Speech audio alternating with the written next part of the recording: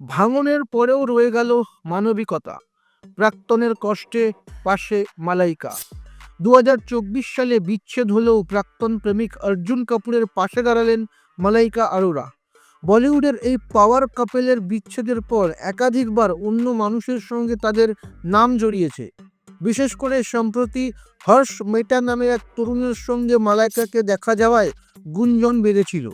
কিন্তু এর মধ্যেই ফের অর্জুনের প্রতি সহানুভূতির বার্তা দিলেন তিনি। সম্প্রতি অর্জুনের প্রয়াত মা মোনা শৌরির জন্মবার্ষিকীতে একটি আবেগঘনে পোস্ট করেন অভিনেতা অর্জুন।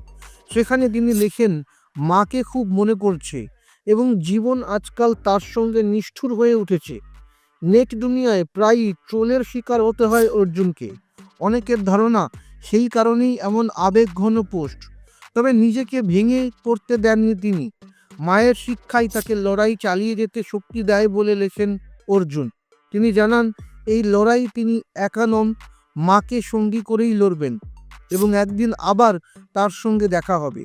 এই পোস্ট ছড়িয়ে পড়তে অনুরাগীদের মধ্যে উদ্বেগ তৈরি হয়। সেখানেই একটি লাল হৃদয়ের ইমোজি দিয়ে মন্তব্য করেন মালাইকা। মালাইকার পাশাপাশি জ্যাকলিন ফার্নান্ডেজ, জাহ্নবী কাপুর, করিনা কাপুর খান, সানায়া কাপুর, সৌন্দর্য শর্মা ও সঞ্জয় কাপুরও অর্জুনকে সমর্থন জানান। একাধিক অনুরাগী অনুরোধ করেন অকারণে যেন অর্জুনকে ট্রোল করা বন্ধ করা হয়। তাদের কথায়, এই ধরনের মন্তব্য কারো জীবনে মারাত্মক প্রভাব ফেলতে পারে।